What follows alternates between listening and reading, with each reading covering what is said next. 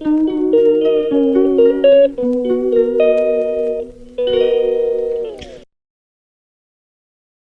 அலையாய் அல்லாஹுவின் மார்க்கத்தை மக்கள் அலை அலையாய் அல்லாஹுவின் மார்க்கத்தை தழுவுகின்றார்கள்.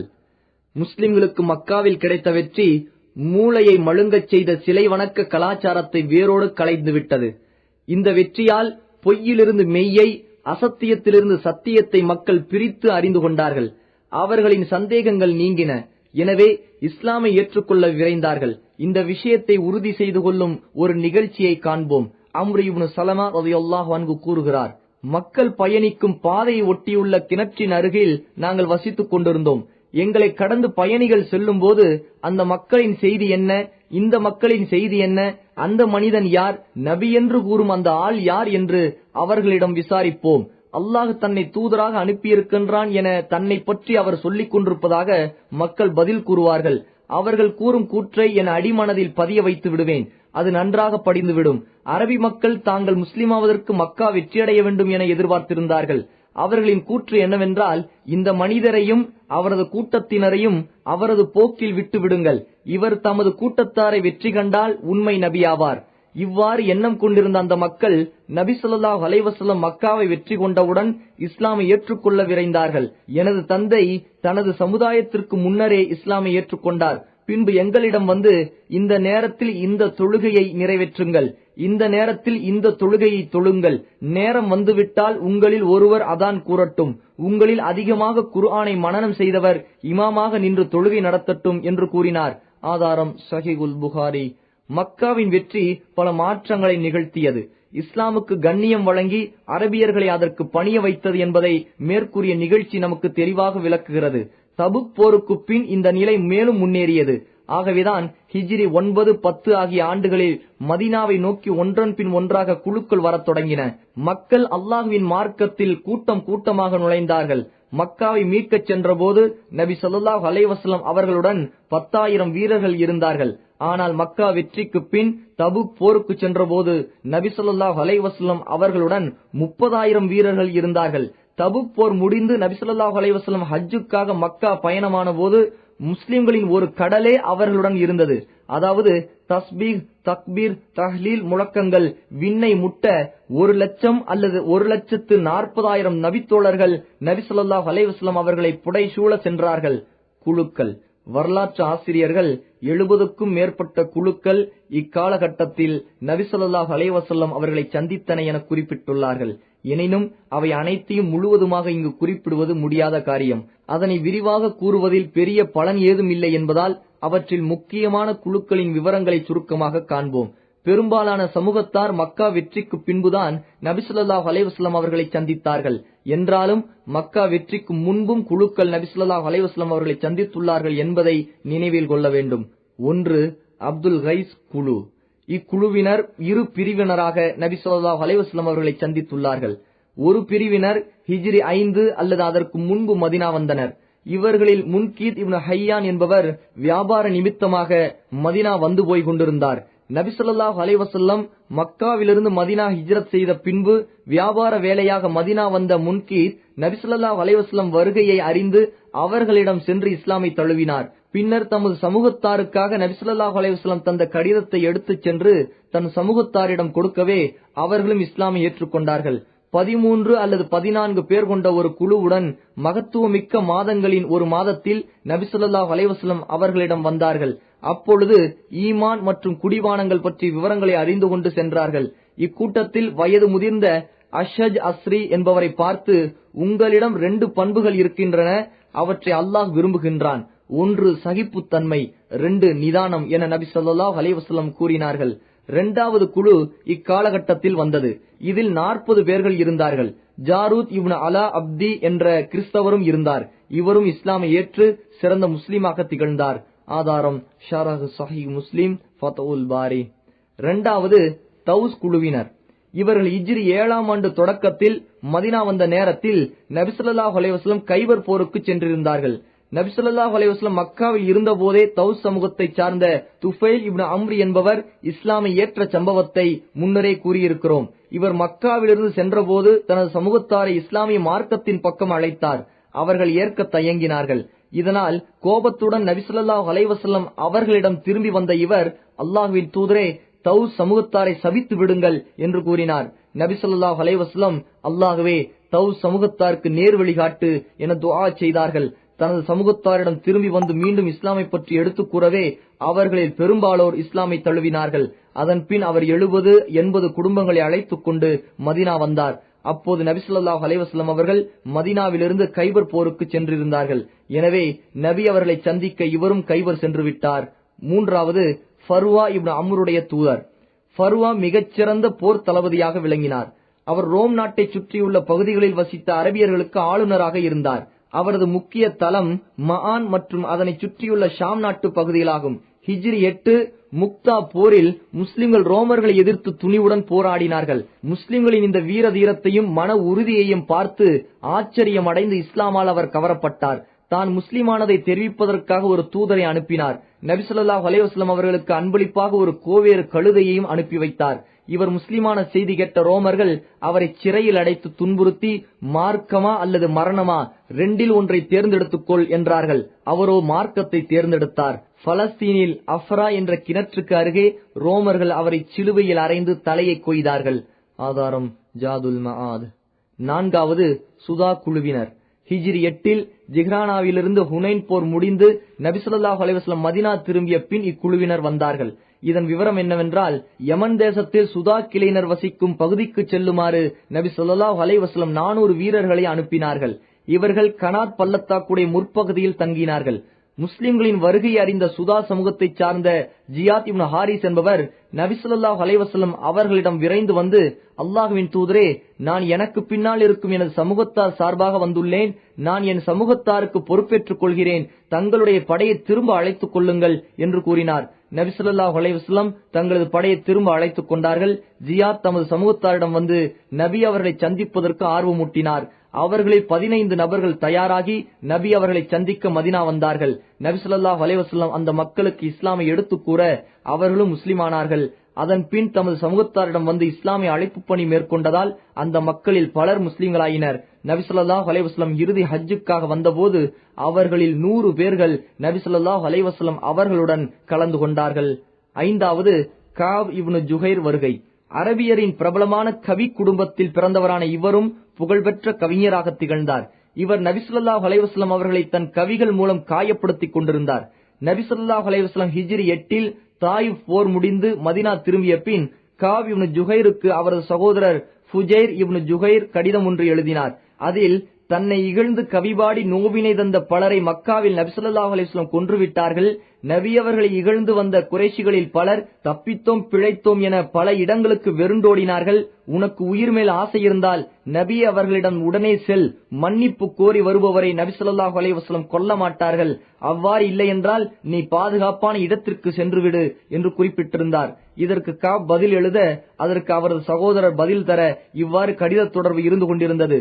காப் தனது சகோதரரின் கடிதங்களால் நெருக்கடியை உணர்ந்தார். அவருக்கு உயிர் மீது பயம் வந்தது. உடனே மதீனா சென்று ஜுஹைனா கிளையில் உள்ள ஒருவரிடம் விருந்தாளியாக தங்கினார். அவருடன் சென்று சுபுகு தொழுகை நிறைவேற்றிய பின் அவரது ஆலோசனை கிணங்க நபி ஸல்லல்லாஹு அலைஹி வஸல்லம் அவர்களிடம் சென்றமர்ந்து தனது கரத்தை நபி அவர்களின் கரத்துடன் வைத்து பேசினார். நபி அவர்களுக்கு இவர் யார் என்பது தெரியாது. அல்லாஹ்வின் தூதரே, காப் இப்னு ஜுபைர் உங்களிடம் பாதுகாப்பு தேடி வந்துள்ளார். அவர் தனது தவறுகளுக்காக வருந்தி மன்னிப்பு கோரி இஸ்லாமையும் ஏற்றுக்கொண்டு விட்டார். நான் அவரை அழைத்து வந்தால் தாங்கள் ஏற்றுக்கொள்வீர்களா என்று கேட்டார். நபி ஸல்லல்லாஹு அலைஹி வஸல்லம், ஆம், தாராளமாக ஏற்றுக்கொள்வேன் என்றார்கள். அல்லாஹ்வின் தூதரே, நான் தான் அந்த காப் என்று கூறினார். கூறியதுதான் தாமதம். அவர் மீது வேகமாக பாய்ந்து அவரை பிடித்துக் கொண்டு, அல்லாஹ்வின் தூதரே, ஆணையிடுங்கள், இவரின் தலையை கொய்து விடுகிறேன் என்று அன்சாரிகளில் ஒருவர் கூறினார். ஆனால் நபி ஸல்லல்லாஹு அலைஹி வஸல்லம், நீங்கள் அவ்வாறு செய்ய வேண்டாம், அவரை விட்டு விடுங்கள். அவர் திருந்தி தான் செய்த தவறுக்கு மன்னிப்பு கேட்டு வந்துள்ளார் என கூறினார்கள். அதனால் மனங்குளிர்ந்த காப் நபி ஸல்லல்லாஹு அலைஹி வஸல்லம் அவர்களுக்கு முன் சில கவிதைகளை படித்தார். சுஆது பிரிந்து விட்டால் இன்னும் என் உள்ளம் நிலைகுலைந்து சுய நினைவிழந்து கைதியாய் அவள் பின் அலைகிறது. இதை காப்பாற்ற முடியவில்லையே என்று ஆரம்பித்து, அல்லாஹ்வின் தூதர் என்னை எச்சரித்தார்கள் என எனக்கு தகவல் வந்தது. அல்லாஹ்வின் தூதரிடம் மன்னிப்பை நான் விரும்புகிறேன். சற்று நில்லுங்கள். நல்லுரைகளும் விளக்கங்களும் நிறைந்த குர்ஆன் எனும் வெகுமதியை வழங்கியவன் உங்களுக்கு நல்வழி காட்டியுள்ளான். கோல் மூட்டுவோர் பேச்சால் என்னை நீங்கள் தண்டித்து விடாதீர்கள். என்னை பற்றி பலவாறு பேச்சுகள் இருப்பினும் நான் எக்குற்றமும் புரியவில்லை. நான் இருக்கும் இந்த இடத்தில் யானை இருந்து நான் பார்ப்பதையும் கேட்பதையும் அது கேட்டால் நடுநடுங்கிவிடும். ஆனால் அல்லாஹ்வின் தூதர் அதற்கு அனுமதி அருளினாலே தவிர பழி வாங்கும் ஆற்றல் உள்ளவரின் கையில் என் கையை வைத்து விட்டேன். இனி நான் அவரிடம் சண்டையிடேன். அவர் கூற்றை முழுமையாக ஏற்பேன். உன்னை பற்றி பல தகவல்கள் வந்துள்ளன. நீ விசாரணைக்குரியவன் என கூற கேட்டேன். பல சிங்க காடுகளை அடுத்துள்ள அஸ்ஸர் என்ற பள்ளத்தாக்கின் அடர்ந்த காடுகளில் குகை கொண்ட சிங்கத்தை அஞ்சுவதை விட நான் நபியுடன் பேசும்போது அவரை அஞ்சுகிறேன். நிச்சயம் நபி ஒளிமயமானவரே, அவரால் நாமும் ஒளி பெறலாம். அல்லாஹ்வின் வாள்களிலே உருவப்பட்ட இந்திய வாள்களைப் போல் நபி மிளிர்கிறார்கள். தனது கவியில் முஹாஜிர்களையும் காவ் புகழ்ந்தார். ஏனென்றால் குறைஷிகளில் அனைவரும் காவை பற்றி நல்லதையே கூறி வந்தார்கள். தன்னை கொல்ல வந்த அன்சாரிகளை பற்றி சற்று குத்தலாக கவி படித்தார். அன்சாரிகளை பற்றி அவர் கூறியது என்னவென்றால், ஈட்டிகள் காவலுடன் அழகு, ஆண் ஒட்டகங்கள் நடப்பது போல் குறைஷிகள் நடைபோடுகின்றனர், கருங்குட்டையர்களோ பயந்து விரண்டோடினர். இது மதீனாவாசிகளை குறித்து கேலி செய்தது. ஆனால் இஸ்லாமை தழுவி மார்க்கத்தில் உறுதியானவுடன் அன்சாரிகளின் சிறப்புகளையும் உயர்வுகளையும் தெரிந்து கொண்டு தான் செய்த தவறுக்காக வருந்தினார். தான் அவர்களை இகழ்ந்து படித்ததை நிவர்த்தி செய்வதற்காக அவர்களை புகழ்ந்து கவிதை கூறினார். சிறந்த வாழ்க்கையை விரும்புவோர் என்றும் நல்லோர் அன்சாரிகளுடன் சேரட்டும். அவர்கள் வாழையடி வாழையாக நற்பண்புகளுக்கு வாரிசுகள். சான்றோர்கள் யாரெனில் சான்றோர்களின் மைந்தர்களே. 6வது உத்ரா குழுவினர். இச்சமூகத்தைச் சார்ந்த 12 பேர்கள் ஹிஜ்ரி 9 சஃபர் மாதம் நபி ஸல்லல்லாஹு அலைஹி வஸல்லம் அவர்களிடம் வந்தார்கள். ஹம்சா இப்னு நுஹ்மான் என்பவரும் அவர்களில் ஒருவர். தாங்கள் யார் என அவர்களிடம் கேட்கப்பட்ட போது, நாங்கள் உத்ரா சமூகத்தவர், குசையின் தாய்வழி சகோதரர்கள், குஜா மற்றும் பக்கர் வம்சத்தாரை மக்காவிலிருந்து வெளியேற்றுவதில் குசைக்கு உதவி செய்தவர்கள், எங்களுக்கு உங்களுடன் உறவும் இரத்த பந்தமும் இருக்கின்றன என பதில் கூறினார்கள். மிக்க கண்ணியத்துடன் அவர்களை நபி ஸல்லல்லாஹு அலைஹி வஸல்லம் அவர்கள் வரவேற்று அதி விரைவில் ஷாம் நாடு வெற்றி கொள்ளப்படும் என்ற நற்செய்தியினையும் குறிகேட்க கூடாது, அறியாமை கால வழக்கப்படி அறுத்து பலியிடக் கூடாது என்றும் கூறினார்கள். அவர்களும் இஸ்லாமை மனமுவந்து ஏற்று பல நாட்கள் தங்கியிருந்து பின்னர் தங்களது ஊர்களுக்கு திரும்பினார்கள். 7வது பலி குழுவினர். இந்த குழுவினர் ஹிஜ்ரி 9 ரபியுல் அவ்வல் மாதம் மதீனா வந்து 3 நாட்கள் தங்கியிருந்தார்கள். இவர்களின் தலைவர் அபு லுபைப் நபி ஸல்லல்லாஹு அலைஹி வஸல்லம் அவர்களிடம் விருந்தோம்பல் செய்வதற்கு நன்மை நற்கூலி கிடைக்குமா என்று கேட்டார். ஆம், செல்வந்தர்களாயினும் அல்லது ஏழைகளாயினும் சரியே, நீங்கள் புரியும் ஒவ்வொரு நற்காரியங்களும் நன்மை தரக்கூடியதே என பதில் சொன்னார்கள். விருந்தோம்பலின் கால அளவு எவ்வளவு என அபு லுபைப் கேட்டபோது 3 நாட்கள் என நபி ஸல்லல்லாஹு அலைஹி வஸல்லம் பதில் கூறினார்கள். அவர் வழிதவறி வந்துவிட்ட ஆடுகளை பற்றி என்ன கூறுகிறீர்கள் என்று கேட்டார். அது உமக்கு அல்லது உனது சகோதரருக்கு அல்லது ஓநாய்க்கு என பதில் சொன்னார்கள். வழிதவறிய ஒட்டகங்களை பற்றி கேட்க, அதை பற்றி உனக்கென்ன கவலை, அது அவருடைய எஜமானனை தேடிச் சென்றுவிடும் அல்லது அதன் சொந்தக்காரர் அதனை தேடிக் கொள்வார் என நபி ஸல்லல்லாஹு அலைஹி வஸல்லம் பதில் கூறினார்கள். 8வது சகீஃப் குழுவினர். இவர்கள் ஹிஜ்ரி 9 ரமலான் மாதம் வந்தார்கள். ஹிஜ்ரி 8 துல்காதா மாதம் நபி ஸல்லல்லாஹு அலைஹி வஸல்லம் தாயிஃப் போர் முடிந்து மதீனா திரும்பும் வழியில் இவர்களின் தலைவர் உர்வா இப்னு மஸ்ஊத் சகஃபி நபி ஸல்லல்லாஹு அலைஹி வஸல்லம் அவர்களிடம் வந்து இஸ்லாமை தழுவினார். தான் தலைவர் என்பதாலும் தனது பேச்சை மக்கள் கேட்டு நடக்கிறார்கள் என்பதாலும் தன்னை மக்கள் தங்கள் வீட்டு கன்னிப் பெண்களை விட அதிகம் நேசிக்கிறார்கள் என்பதாலும் தான் இஸ்லாமிய மார்க்கத்திற்கு அவர்களை அழைத்தால் அதை ஏற்றுக்கொள்வார்கள் என்றெண்ணி தனது சமூகத்தாரை இஸ்லாமிற்கு அழைத்தார். ஆனால் அந்த மக்களோ அவரின் எண்ணத்திற்கு நேர்மாற்றமாக நடந்தார்கள். நாலா திசைகளிலிருந்தும் அவரை அம்பெறிந்து கொன்றே விட்டார்கள். சில மாதங்கள் கழிந்து அவர்கள் ஒன்று கூடி, நம்மை சுற்றியுள்ள பெரும்பாலான அரபிகள் இஸ்லாமை ஏற்றுக்கொண்டு விட்டார்கள், அவர்களை எதிர்க்கும் ஆற்றல் நம்மிடம் இல்லை, நாம் என்ன செய்யலாம் என்று ஆலோசனை செய்தார்கள். இறுதியில் அப்து யாலில் இப்னு அம்ரு என்பவரை தேர்ந்தெடுத்து நபி அவர்களிடம் அனுப்ப முடிவு செய்து அது தொடர்பாக அவரிடம் பேசினார்கள். இஸ்லாமை கற்று அதனை ஏற்று திரும்ப மக்களிடம் வந்து கூறும்போது உர்வாவுக்கு ஏற்பட்ட கதி நமக்கும் ஏற்படுமோ என அஞ்சி அவர்களது கோரிக்கையை ஏற்க மறுத்துவிட்டார். என்னுடன் உங்களது ஆட்கள் சிலரையும் அனுப்பி வைத்தால் சென்று வருகிறேன் என்ற ஒரு மாற்று ஆலோசனையை முன்வைத்தார். அவர்கள் அதனை ஏற்று மாலி குடும்பத்தைச் சேர்ந்த 3வரையும் தங்களது நட்பு கோத்திரங்களிலிருந்து 2வரையும் அவருடன் அனுப்ப ஒப்புக்கொண்டார்கள். ஆக மொத்தம் 6 நபர்கள் மதீனா நோக்கி பயணமானார்கள். அவர்களில் உஸ்மான் இப்னு அபுல் ஆஸ் சகஃபி என்பவரும் இருந்தார். அவர்தான் அவர்களில் மிகச் சிறிய வயதுடையவர். அவர்கள் மதீனா வந்தவுடன் பள்ளியின் ஓரத்தில் அவர்கள் தங்குவதற்காக கூடாரம் ஒன்றை நபி ஸல்லல்லாஹு அலைஹி வஸல்லம் அமைத்து தந்தார்கள். குர்ஆன் ஓதுவதை கேட்கவும் மக்கள் தொழுவதை பார்த்து கற்றுக்கொள்ளவும் அவர்களை பள்ளியிலேயே தங்க வைத்தார்கள். இவர்கள் நபி ஸல்லல்லாஹு அலைஹி வஸல்லம் அவர்களிடமும் அவ்வப்போது வந்து போய் கொண்டிருந்தார்கள். இக்குழு தலைவர் நபி அவர்களிடம், உங்களுக்கும் எங்களுக்கும் இடையே ஒரு ஒப்பந்த பத்திரம் எழுதி தர வேண்டும். அதில் விபச்சாரம், மது, வட்டி ஆகியவற்றுக்கு அனுமதி வழங்க வேண்டும். எங்களின் பெரிய சிலையான லாத்தை உடைக்க கூடாது. தொழுகையை எங்களுக்கு விதிவிலக்கு ஆக்க வேண்டும். எங்களின் மற்ற சிலைகளை நாங்கள் உடைக்க மாட்டோம். இந்த அம்சங்கள் எல்லாம் அந்த ஒப்பந்தத்தில் இடம்பெற வேண்டும் என்று கூறினார். இவர்களின் எந்த ஒப்பந்தத்தையும் நபி ஸல்லல்லாஹு அலைஹி வஸல்லம் ஏற்க மறுத்து விட்டார்கள். இவர்கள் அனைவரும் சபையை விட்டு அகன்று தனியாக ஆலோசனை செய்தார்கள். பணிந்து விடுவதை தவிர வேறு வழி இல்லாததால் நபி அவர்களிடம் வந்து, லாத் சிலையை நாங்கள் உடைக்க மாட்டோம், நீங்கள் தான் உடைக்க வேண்டும் என்ற நிபந்தனையுடன் இஸ்லாமை ஏற்றுக்கொண்டார்கள். நபி ஸல்லல்லாஹு அலைஹி வஸல்லம் அவர்களும் அதனை ஒத்துக்கொண்டார்கள். இந்த அடிப்படையில் அவர்களுக்கு நபி ஸல்லல்லாஹு அலைஹி வஸல்லம் ஒப்பந்தம் செய்து கொடுத்தார்கள். அவர்களுக்கு வயதில் குறைந்த உஸ்மான் இப்னு அபுல் ஆசையே தலைவராக நியமித்தார்கள். ஏனென்றால் அவர் மார்க்கத்தை அறிவதிலும் குர்ஆனை ஓதுவதிலும் மிக்க ஆர்வத்துடன் விளங்கினார். அந்த குழுவினர் காலையில் நபி ஸல்லல்லாஹு அலைஹி வஸல்லம் அவர்களிடம் வரும்போது தங்களது பொருட்களை பாதுகாப்பதற்கு உஸ்மானை கூடாரத்தில் விட்டுவிட்டு வந்து விடுவார்கள். மதிய நேரத்தில் குழுவினர் ஓய்வெடுக்க கூடாரத்திற்கு வந்த பின்பு இவர் நபி அவர்களிடம் சென்று குர்ஆனையும் மார்க்கத்தையும் கற்றுக்கொள்வார். அந்த நேரம் நபி அவர்களும் உறங்கிக் கொண்டிருந்தால் அபூபக்கரிடம் சென்று கற்பார். அவர் தமது கூட்டத்தினருக்கு மிகுந்த நன்மைக்குரியவராக விளங்கினார். நபி ஸல்லல்லாஹு அலைஹி வஸல்லம் அவர்களின் மரணத்திற்கு பின் மக்களில் பலர் இஸ்லாமை விட்டு வெளியேறிய போது சகீப் வம்சத்தவரும் இஸ்லாமை விட்டு வெளியேற துடித்தார்கள். அப்போது சகீப் வம்சத்தாரே, மக்களில் நீங்கள் இறுதியாகவே இஸ்லாமை தழுவினீர்கள், அதனை விட்டு முதலாவதாக நீங்கள் விலகி விடாதீர் என்று எச்சரித்தார். அவரின் இந்த அறிவுரையை ஏற்று இஸ்லாமில் உறுதியாகிவிட்டார்கள். நாம் இப்போது வரலாற்றை பார்ப்போம். வந்தவர்கள் தாயிஃபிற்கு திரும்பி தமது சமூகத்தாரை சந்தித்தார்கள். நடந்த நிகழ்வுகளை மறைத்துவிட்டு நபி ஸல்லல்லாஹு அலைஹி வஸல்லம் உங்கள் மீது போர் தொடுக்க முனைகிறார்கள் என எச்சரித்துவிட்டு அதற்காக தாங்கள் கவலை கை சேதத்துடன் இருப்பதாக காட்டிக் கொண்டார்கள். மேலும் இஸ்லாமை ஏற்க வேண்டும், விபச்சாரம், மது, வட்டி மற்றும் அனைத்து தீமையான காரியங்களில் இருந்தும் விலகி இருக்க வேண்டும். அவ்வாறு செய்யாவிட்டால் போரை தவிர வேறு கதி கிடையாது என்று நபி ஸல்லல்லாஹு அலைஹி வஸல்லம் கூறியதாக அக்குழுவினர் கூறினார்கள். இதனை கேட்ட சகீப் கிளையினருக்கும் சினம் தலைக்கேறியது. நாமும் போருக்கு தயாராவோம் என்று கூறி 2-3 நாட்களாக போருக்கான ஆயத்தம் செய்தார்கள். இந்த நிலையில் அவர்களின் உள்ளங்களில் அல்லாஹ் பயத்தை ஏற்படுத்தினான். அவர்களோ தூதுக்குழுவினரை அழைத்து, நீங்கள் திரும்பவும் அவரிடம் செல்லுங்கள், அதாவது நபியிடம் செல்லுங்கள், அவர் கூறும் அனைத்தையும் ஏற்றுக்கொள்ளுங்கள் என்றார்கள். அந்த குழுவினர் அப்போது உண்மை நிலையை விவரித்தார்கள். அதனை கேட்டு சகீப் கூட்டத்தார் மிக சந்தோஷமாக இஸ்லாமில் இணைந்தார்கள். லாத்தை உடைப்பதற்காக நபி ஸல்லல்லாஹு அலைஹி வஸல்லம் தங்களின் தோழர்கள் பலரை காலித் இப்னு வலீத் ரலியல்லாஹு அன்ஹு தலைமையில் அனுப்பினார்கள்.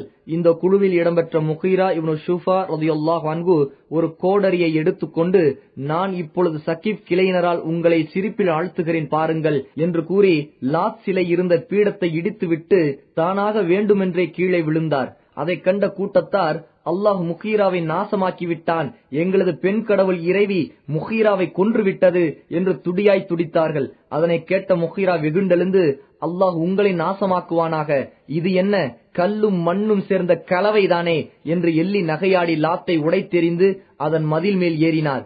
அவரை தொடர்ந்து முஸ்லிம்களும் பாய்ந்து ஏறி இடித்து தள்ளினார்கள். பீடங்களை தோண்டி அங்கிருந்த செல்வங்களை அள்ளிக்கொண்டு காலித் ரலியல்லாஹு அன்ஹு தலைமையில் முஸ்லிம்கள் நபி அவர்களிடம் திரும்பி வந்தார்கள். இந்த நிகழ்ச்சி சகீப் கிளையினருக்கு பெரும் திகைப்பை ஏற்படுத்தியது. இந்த வெற்றிக்காக நபி ஸல்லல்லாஹு அலைஹி வஸல்லம் அல்லாஹ்வை புகழ்ந்து துதி செய்தார்கள். பின்னர் தோழர்கள் கொண்ட கனிமா பொருட்களை அவர்களுக்கே பங்கு வைத்து கொடுத்தார்கள். ஆதாரம் ஜாதுல் மஆத் இப்னு ஹிஷாம். 9வது யமன் நாட்டு அரசர்களின் கடிதங்கள். நபி ஸல்லல்லாஹு அலைஹி வஸல்லம் தபுக் போரிலிருந்து மதீனா வந்த பின் யமன் நாட்டு ஹிம்யர் பகுதி அரசர்களின் கடிதம் நபி ஸல்லல்லாஹு அலைஹி வஸல்லம் அவர்களுக்கு வந்தது.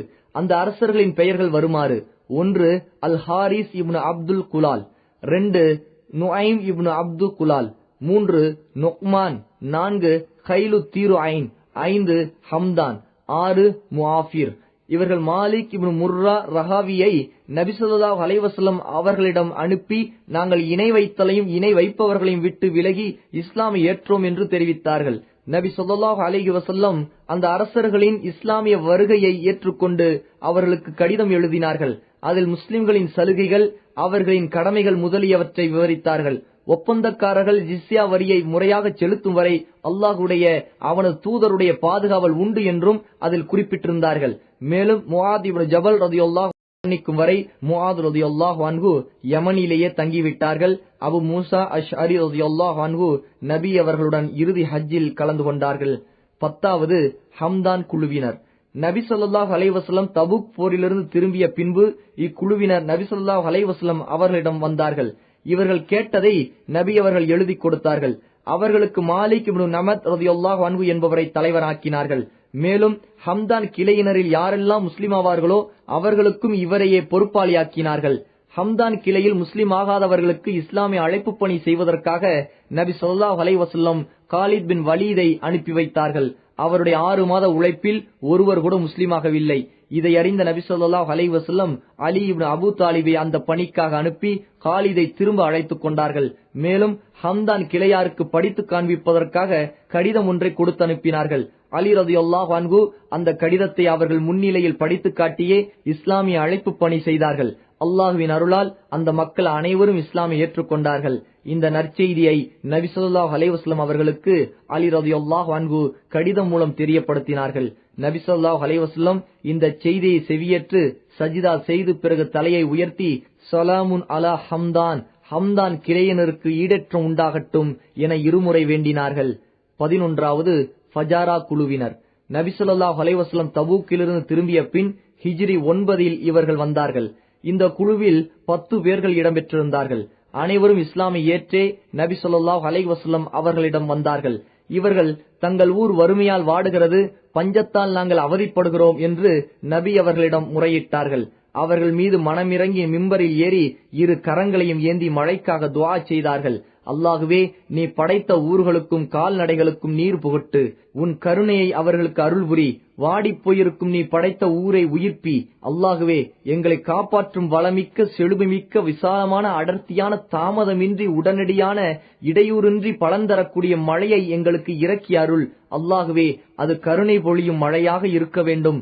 வேதனை தரக்கூடியதாக, தகர்க்க கூடியதாக, மூழ்கடிக்க கூடியதாக, அழிக்க கூடியதாக இருக்க வேண்டாம். அல்லாஹுவே, மழையை இறக்கு, எதிரிகளுக்கு எதிராக எங்களுக்கு உதவி செய். ஆதாரம் ஜாதுல் மஆத். 12வது நஜ்ரான் குழுவினர். நஜ்ரான் யமன் தேசத்துக்கு அருகே உள்ள நகரம். இது மக்காவிலிருந்து 7 நாட்கள் தொலைவில் உள்ளது. ஆதாரம் ஃபத்ஹுல் பாரி. இந்த நகரத்திற்கு கீழ் 73 கிராமங்கள் உள்ளன. இதில் 1 லட்சத்திற்கும் மேற்பட்ட ராணுவ வீரர்கள் இருந்தார்கள். இவர்கள் அனைவரும் கிறிஸ்தவர்கள். நஜ்ரானிலிருந்து ஹிஜ்ரி 9 60 பேர்கள் கொண்ட குழு மதினா வந்தது. இவர்களில் 24 பேர்கள் உயர்மட்ட தலைவர்கள், முக்கியமானவர்கள். அவர்களில் 3 நஜ்ரான் மக்களுக்கு பிரதிநிதிகளாக இருந்தார்கள். 1 அப்துல் மசீஹ். இவர் அந்த மக்களின் ஆட்சியாளராகவும் தீர்ப்பளிப்பவராகவும் இருப்பார். இவரை மக்கள் ஆகிப் என அழைத்தார்கள். 2வது ஐஹம் அல்லது ஷுரஹ்பீல். இவர் அரசியல் மற்றும் கலாச்சார காரியங்களை நிறைவேற்றி வந்தார். இவரை மக்கள் சையீத் என அழைத்தார்கள். 3வது அபு ஹாரிசா இப்னு அல்கமா. இவர் மத ரீதியான ஆன்மீக ரீதியான காரியங்களை கவனித்துக் கொண்டிருந்தார். இவரை மக்கள் அஸ்கப் என அழைத்தார்கள். இவர்கள் நபி ஸல்லல்லாஹு அலைஹி வஸல்லம் அவர்களை சந்தித்து பேச்சுவார்த்தை நடத்தினார்கள். அந்த நேரத்தில் நபி ஸல்லல்லாஹு அலைஹி வஸல்லம் குர்ஆனை ஓதி காண்பித்து இஸ்லாமின் பக்கம் அழைத்தார்கள். ஆனால் இந்த மக்கள் ஏற்றுக்கொள்ளாமல் ஈசா அலைஹிஸ்ஸலாத்து வஸ்ஸலாம் பற்றி விசாரித்தார்கள். அன்றைய தினம் நபி ஸல்லல்லாஹு அலைஹி வஸல்லம் பதில் கூறாமல் அல்லாஹ்வின் வஹியை எதிர்பார்த்து தாமதித்தார்கள். அல்லாஹ் அவர்களுக்கு பின்வரும் வசனத்தை இறக்கினான். நபியே, உங்களுக்கு உண்மையான விவரம் கிடைத்த பின்னரும் உங்களிடம் எவரும் இதை பற்றி தர்க்கித்தால், வாருங்கள், எங்களுடைய பிள்ளைகளையும் உங்களுடைய பிள்ளைகளையும், எங்களுடைய பெண்களையும் உங்களுடைய பெண்களையும், எங்களையும் உங்களையும் அழைத்து ஒன்று சேர்த்து வைத்துக் கொண்டு ஒவ்வொருவரும் நாம் கூறுவதுதான் உண்மை என சத்தியம் செய்து இதற்கு மாறாக கூறும் பொய்யர்கள் மீது அல்லாஹுவின் சாபம் உண்டாகட்டும் என பிரார்த்தனை செய்வோம் என்று நீங்கள் கூறுங்கள். அல் குர்ஆன் அத்தியாயம் 3 வசனம் 61. மறுநாள் காலை அந்த மக்கள் நபி அவர்களிடம் வந்தார்கள். அல்லாஹ் தனக்கு இறக்கிய வசனங்களின் வெளிச்சத்தில் ஈசாவை பற்றி தெளிவாக விளக்கினார்கள். இன்றைய தினம் நன்றாக யோசித்துக் கொள்ள அனுமதி வழங்கினார்கள். ஆனால் அந்த மக்கள் ஈசா அலைஹிஸ்ஸலாத்து வஸ்ஸலாம் விஷயத்தில் நபி ஸல்லல்லாஹு அலைஹி வஸல்லம் கூறுவதை ஏற்க மறுத்துவிட்டார்கள். மறுநாள் காலை நபி அவர்களை சந்திக்க வந்த இவர்களை நபி ஸல்லல்லாஹு அலைஹி வஸல்லம், வாருங்கள், அசத்தியத்தில் இருப்பவரை அல்லாஹ் அழித்துவிட பிரார்த்தனை செய்வோம் என்று அழைத்தார்கள். நபி ஸல்லல்லாஹு அலைஹி வஸல்லம் ஒரு போர்வையில் ஹசன் ஹுசைன் ரலியல்லாஹு அன்ஹும் இருவரையும் சேர்த்துக் கொண்டார்கள். ஃபாத்திமா ரலியல்லாஹு அன்ஹா நபி ஸல்லல்லாஹு அலைஹி வஸல்லம் அவர்களுடைய முதுகுக்கு பின்னால் நடந்து வந்தார்கள். நபி ஸல்லல்லாஹு அலைஹி வஸல்லம் உறுதியாக இருப்பதைக் கண்ட அவர்கள் தனியே தங்களுக்குள் ஆலோசனை செய்தார்கள். அப்போது ஆகிப், சையீத் இருவரும் ஒருவர் மற்றவரிடம், இவ்வாறு செய்யாதே, அல்லாஹ்வின் மீது ஆணையாக உண்மையில் நபியாக இருந்து நாம் சாபத்திற்கு சென்றால் ஒரு காலம் நாம் வெற்றியடைய முடியாது, நமக்கு பின் எவரும் மிஞ்சவும் மாட்டார், நமது இன மக்கள் ஒருவர் கூட இல்லாமல் அழிந்து விடுவார்கள் என்று கூறினார்கள். இதற்கு பின் அனைவரும் ஒன்று கூடி நபி ஸல்லல்லாஹு அலைஹி வஸல்லம் அவர்களை நடுவராக்கிக் கொண்டு அவர் கூறும் ஆலோசனை ஏற்றுக்கொள்வோம் என ஒருமித்து கூறினார்கள். பின்னர் நபி ஸல்லல்லாஹு அலைஹி வஸல்லம் அவர்களிடம் வந்து, நீங்கள் கேட்பதை நாங்கள் தந்து விடுகிறோம். ஒவ்வொரு ஆண்டிலும் ரஜப் மாதம் 1000 ஆடைகளும் சஃபர் மாதம் 1000 ஆடைகளும் தந்து ஒவ்வொரு ஆடையுடன் ஓர் ஊக்கியா வெள்ளியையும் தந்து விடுகிறோம் என சமாதானம் பேசினார்கள். நபி அவர்களும் அதனை ஒத்துக்கொண்டு அவர்களுக்கு அல்லாஹ்வுடைய பாதுகாப்பையும் நபி அவர்களுடைய பாதுகாப்பையும் வழங்கினார்கள். அவர்களுடைய மத விஷயங்களில் முழு சுதந்திரம் வழங்கினார்கள். இது குறித்த ஒப்பந்தங்களையும் அவர்களுக்கு எழுதி தந்தார்கள். அந்த மக்கள் ஒப்பந்த பொருளை வழங்குவதற்காக நம்பிக்கைக்குரிய ஒரு ஆளை தங்களுடன் அனுப்பும்படி வேண்டினார்கள். அதன்படி இந்த சமுதாயத்தில் மிகுந்த நம்பிக்கைக்குரியவர் என சிறப்பு பெயர் கொண்ட அபு உபைதாவை அவர்களுடன் அனுப்பி வைத்தார்கள். சில காலத்திற்கு பின் அந்த சமூகத்தில் இஸ்லாம் பரவ ஆரம்பித்தது. சயீத், ஆகிப் ரலியல்லாஹு அன்ஹும் இருவரும் நஜ்ரான் சென்ற பிறகு இஸ்லாமை ஏற்றார்கள் என்று வரலாற்று ஆசிரியர்கள் கூறுகின்றார்கள். நபி ஸல்லல்லாஹு அலைஹி வஸல்லம் ஜக்காத் மற்றும் ஜிஸ்யாவை வசூலிக்க நஜ்ரானுக்கு அலியை அனுப்பியிருக்கின்றார்கள்.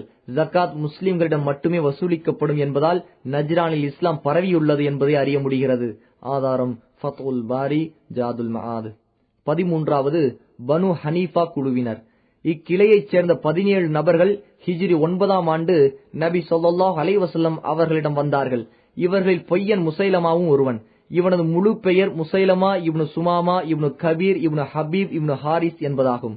ஆதாரம் ஃபத்உல் பாரி. இந்த குழுவினர் அன்சாரி ஒருவர் வீட்டில் தங்கி அங்கிருந்து நபி அவர்களை சந்திக்க வந்தார்கள். அனைவரும் இஸ்லாமை தழுவினார்கள். ஆனால் முசைலமா நபியை ஏற்றுக்கொண்டானா இல்லையா என்பதை பற்றி மட்டும் பலவிதமான கருத்துகள் உள்ளன. இவற்றை ஆராய்ந்தால் கீழ்காணும் முடிவுக்கு வரலாம். இவனிடம் பதவி மோகமும் அகம்பாவமும் இருந்ததால் குழுவுடன் வந்து நபி ஸல்லல்லாஹு அலைஹி வஸல்லம் அவர்களை சந்திக்காமல் தனியாக சந்தித்தான். இவனை தங்களது நேசனாக மாற்ற நபி ஸல்லல்லாஹு அலைஹி வஸல்லம் சொல்லாலும் செயலாலும் அழகிய முறையில் நடந்து கொண்டார்கள். அது எவ்வித பலனையும் தராததால் அவனிடம் கடுமையாக நடந்து கொண்டார்கள். இந்த நிகழ்ச்சிக்கு முன்பு நபி ஸல்லல்லாஹு அலைஹி வஸல்லம் ஒரு கனவு கண்டிருந்தார்கள். அதில் பூமியில் உள்ள பொக்கிஷங்கள் எல்லாம் கொண்டு வரப்பட்டு அதிலிருந்து தங்க காப்புகள் 2 தங்களது கைக்குள் வருவதாக பார்த்தார்கள். இது அவர்களுக்கு மன வருத்தத்தை அளித்தது. மறைவில் இருந்து அந்த 2ஐயும் ஊதிவிடுங்கள் என அறிவிக்கப்படவே நபி ஸல்லல்லாஹு அலைஹி வஸல்லம் ஊதிவிட்டார்கள். அது காணாமல் போய்விட்டது. தனக்கு பின் 2 பொய்யர்கள் வருவார்கள் என இந்த கனவுக்கு நபி ஸல்லல்லாஹு அலைஹி வஸல்லம் விளக்கம் கூறினார்கள். நபி அவர்களிடம் முசைலமா கண்ணிய குறைவாக நடந்து கொண்டு, முஹம்மது தனக்கு பின் அதிகாரத்தை எனக்கு வழங்கினால் அவரை ஏற்றுக்கொள்வேன் என்று கூறி வந்தான்.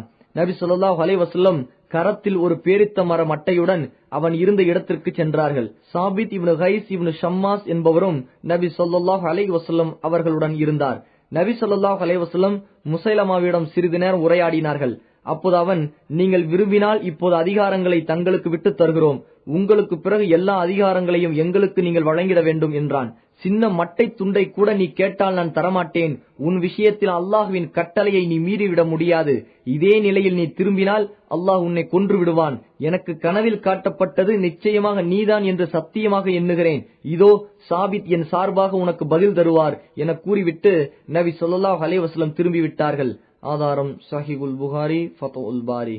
இறுதியாக நபி ஸல்லல்லாஹு அலைஹி வஸல்லம் எதிர்பார்த்ததே நடந்தது. முசைலமா யமாமா திரும்பிய பின் தன்னையும் நபி ஸல்லல்லாஹு அலைஹி வஸல்லம் தூதுத்துவத்தில் கூட்டாக்கி கொண்டார்கள் என்று கூறி தனது வாதங்களை அடுக்கு மொழிகளினாலும் வசனங்களினாலும் மக்கள் மத்தியில் பரப்பினான். தம் கூட்டத்தாருக்கு மது அருந்துவது, விபச்சாரம் புரிவது 2ஐயும் ஆகுமானதாக்கினான். இவ்வாறான நிலையில் முஹம்மதை நபியாகவும் ஏற்றிருந்தான். அவனது கூட்டத்தினர் அவனையே பின்பற்றினார்கள். அவன் மக்களிடம் மிக பிரபலமானான்.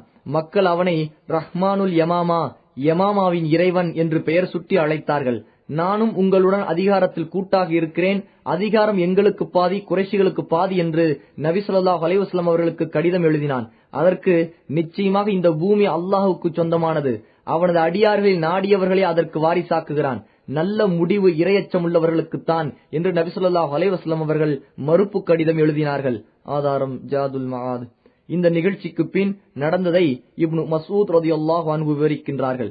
இப்னு நவ்வாஹா, இப்னு உசால் என்ற முசைலமாவின் 2 தூதர்கள் நபி ஸல்லல்லாஹு அலைஹி வஸல்லம் அவர்களிடம் வந்தார்கள். நான் அல்லாஹ்வின் தூதர் என்று உள்ளத்தால் உறுதி கொண்டு நாவால் மொழிகிறீர்களா என்று நபி ஸல்லல்லாஹு அலைஹி வஸல்லம் கேட்க, நாங்கள் முசைலமாவையே அல்லாஹ்வின் தூதர் என்று ஏற்றுக்கொள்கிறோம் என்று அந்த இருவரும் கூறினார்கள். நான் அல்லாஹ்வையும் அவனது தூதரையும் நம்புகிறேன். தூதுவர்களை கொல்லும் வழக்கம் எனக்கு இருந்தால் உங்கள் இருவரையும் கொன்றிருப்பேன் என்று நபி ஸல்லல்லாஹு அலைஹி வஸல்லம் கூறினார்கள். ஆதாரம் முஸ்னத் அஹ்மத், மிஷ்காத். இவன் ஹிஜ்ரி 10ஆம் ஆண்டு தன்னை நபி என்று வாதித்தான். நபி ஸல்லல்லாஹு அலைஹி வஸல்லம் அவர்களின் மரணத்திற்கு பின்பு அபூபக்கர் ரலியல்லாஹு அன்ஹு அவர்கள் இவனையும் இவனது தோழர்களையும் ஒழிப்பதற்காக யமாமா நோக்கி ஒரு படையை அனுப்பினார்கள். அந்த படையில் ஹம்ஸா ரலியல்லாஹு அன்ஹு அவர்களை கொன்ற வக்ஷி ரலியல்லாஹு அன்ஹு இடம்பெற்றிருந்தார். அவர்தான் பொய்யன் முசைலமாவை கொன்றொழித்தார். நபி என்று தன்னை வாதிட்ட மற்றொருவன் அஸ்வத் அனசி. இவனும் யமன்வாசியே. இவனை கொல்வதற்காக நபி ஸல்லல்லாஹு அலைஹி வஸல்லம் ஃபைரோஸ் ரலியல்லாஹு அன்ஹு என்ற தனது தோழர் ஒருவரை அனுப்பினார்கள். அவனது தலையை அவர் கொய்து எடுத்துக்கொண்டு அங்கிருந்து புறப்பட்டார். இந்த நிகழ்ச்சி நபி ஸல்லல்லாஹு அலைஹி வஸல்லம் மரணத்திற்கு ஒரு நாள் முன்பு நடைபெற்றது. அல்லாஹ் இந்த செய்தியை வஹீ மூலமாக நபி அவர்களுக்கு அறிவித்து தந்துவிட்டான். நபி அவர்களின் மரணத்திற்கு பின் அபூபக்கர் ரலியல்லாஹு அன்ஹு கலிஃபாவான போது ஃபைரோஸ் ரலியல்லாஹு அன்ஹு மதீனா வந்தடைந்தார். ஆதாரம் ஃபத்உல் பாரி. 14வது பனு ஆமீர் இப்னு சஹ்ஸா குழுவினர். இந்த குழுவினரில் அல்லாஹ்வின் எதிரி ஆமீர் இப்னு துஃபைல் என்பவனும், லபீதின் தாய்வழி சகோதரன் அர்பத் இப்னு கைஸ், காலித் இப்னு ஜாஃபர், ஜப்பார் இப்னு அஸ்லம் ஆகியோரும் இருந்தனர். இவர்கள் இந்த கூட்டத்தின் தலைவர்களாகவும் அதே சமயம் விஷமிகளாகவும் இருந்தார்கள். இதிலுள்ள ஆமீர் என்பவன்தான் நபித்தோழர்களை மோசடி செய்து பிர் மவுனா என்ற கிணற்று அருகே கொலை செய்தவன். இந்த குழுவினர் மதினா வரும் வழியில் அவர்களில் ஆமீரும் அர்பதும் நபி ஸல்லல்லாஹு அலைஹி வஸல்லம் அவர்களை கொல்வதற்கு சதி திட்டம் தீட்டினார்கள். இந்த குழுவினர் நபி அவர்களிடம் வந்தார்கள். ஆமீர் பேச்சு கொடுத்தான். அர்பத் நபி ஸல்லல்லாஹு அலைஹி வஸல்லம் அவர்களை கொல்வதற்கு பின்புறமாக சென்றான். ஒரு சான் அளவு அவன் வாளை உருவுவதற்குள் அல்லாஹ் அவனது கையை தடுத்து விட்டான். அவனால் அடுத்து வாளை உருவ முடியவில்லை. அல்லாஹ் தனது நபி அவர்களை பாதுகாத்துக் கொண்டான். இந்த இருவரின் சதித்திட்டம் தெரிந்த நபி ஸல்லல்லாஹு அலைஹி வஸல்லம் அவர்கள் அந்த இருவருக்கும் எதிராக துஆ செய்தார்கள். இந்த இருவரும் செல்லும் வழியில் ஒரு இடியை அல்லாஹ் ஏவினான். அது அர்பதையும் அவனது ஒட்டகத்தையும் எரித்து நாசமாக்கியது. நண்பன் அர்பத் செத்த பின்பு ஆமீர் சலூலியா பெண்ணுடன் இரவு தங்கினான். அவனது கழுத்தில் ஒரு கொப்புளத்தை அல்லாஹ் ஏற்படுத்தினான். அதுவே அவனது மரணத்திற்கு காரணமானது.